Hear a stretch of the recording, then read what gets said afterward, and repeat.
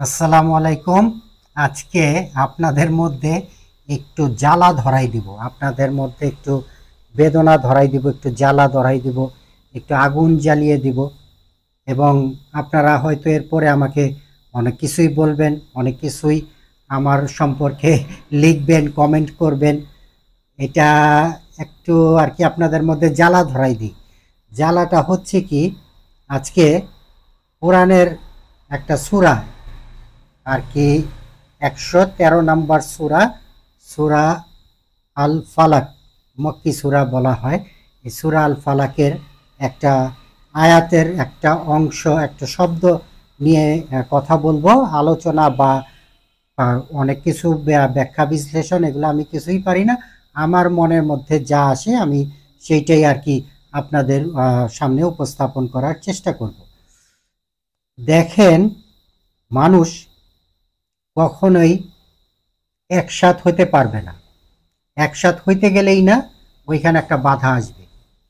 আপনি যে দলেরই হন বা যে মতেরই হন বা যে পরিবেশের মানুষই হন, আপনি যখন বেশ কিছু মানুষের সাথে মিশবেন বা একত্রিত হবেন বা কোনো সমাধানের মধ্যে যাবেন, তখন একটা বিরাট বাধা আসে। বাধাটা কোত্থেকে আসে সেটা আপনাকে আমি বলি। আমি আজকে যেই তাফসির বই বা গ্রন্থ বা যেই বইটা থেকে আলোচনা করব, সেই বইটা আপনাদের দেখাবো। দেখাইলে অনেকের মধ্যে আমার সম্পর্কে জ্বালা ধরে যাবে এবং আমার সম্পর্কে বিরূপ ধারণা সৃষ্টি হবে। যাই হোক, এখন আপনাদের মতটার আমি আটকাইতে পারবো না। তো এখন শুরু করি, আপনাদেরকে দেখাই বইটা। বইটা দেখলে আপনারা অনেকের মধ্যেই জ্বালা ধরে যাবে যে হাফিজ শাহ বা হাফিজ অমুক তমুক এটা সেটা করে কি। আসলে এগুলা কিছুই না।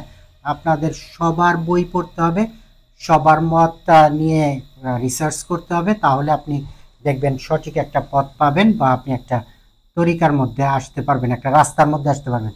তরিকা বলতে এই জিনিস না যে আপনাকে আমি মারেফতে উঠাইলাম বা শরীয়তে উঠাইলাম, তা না। কিন্তু একটা রাস্তার মধ্যে আপনি আসতে পারবেন, আপনার মন থেকে আসতে পারবেন। এখানে কোথাও যাওয়া লাগে না। আসলে এখন ইসলাম ধর্ম জানতে বা বিশ্ব পরিক্রমা জানতে কোথাও যাওয়া লাগে না, ঘরে বসেই জানা যায়। যদি একটু বুদ্ধি থাকে, একটু জ্ঞান থাকে, ঘরে বসেই জানা যায়। তো আমি সূরা আল ফালাক, মক্কি সূরা, 113 নম্বর সূরা কোরআন শরীফে, সেইটা এই বই থেকে আমি বাংলা একটা আয়াতের, একটা লাইনের একটা অংশ নিয়ে আলোচনা করব, যে কেন মানুষ একত্রিত হইতে পারে না বা একত্রিত হইতে গেলে বাধাটা কোত্থেকে আসে। তো সূরা ফালাক একটু আরবিতে উচ্চারণ করি। আউযু বিল্লাহি মিনাশ শাইতানির রাজিম, বিসমিল্লাহির রহমানির রহিম। উচ্চারণ নিয়ে আবার কেউ কোনো কিছু বলবেন না, কারণ আমি কিন্তু কওমি মাদ্রাসা, বালিয়া মাদ্রাসা বা কোনো মাদ্রাসার ছাত্র না। আমি হলো জেনারেল লাইনে পড়াশোনা করা একটা লোক। আমার উচ্চারণ ভুল হইতেই পারে, ভুল হইতেই পারে, কারণ আমি আরবি ভাষার মাতৃভাষার লোক না। আর আমি 14-13 বছর, 14 বছর, 15 বছর ওই আরবি ভাষা নিয়ে প্র্যাকটিস করি নাই যে আমার শুদ্ধ হইতে হবে। যাই হোক, শুনেন তাহলে। বিসমিল্লাহির রহমানির রহিম। কুল আউযু বিরাব্বিল ফালাক মিন শাররি মা খালাক ওয়া মিন শাররি গাসিকিন ইযা ওয়াকাব ওয়া মিন শাররিন নাফাসাতি ফিল উকাদ ওয়া মিন শাররি হাসিদিন ইযা হাসাদ। এই যে এইখানে একটা শব্দ আছে, ওয়া মিন শাররি হাসিদিন, হাসিদিন ইযা হাসাদ। হাসাদ, হাসাদ অর্থ হলো হিংসা। তো আমি এই 5 নম্বর আয়াতটার বাংলা বলি। এবং হিংসুকের অনিষ্টকারিতা থেকে যখন সে হিংসা করে হাসাদ। এই হাসাদটা আমাদের মধ্যে ব্যাপক আকারে বিরাজ করে কখন জানেন?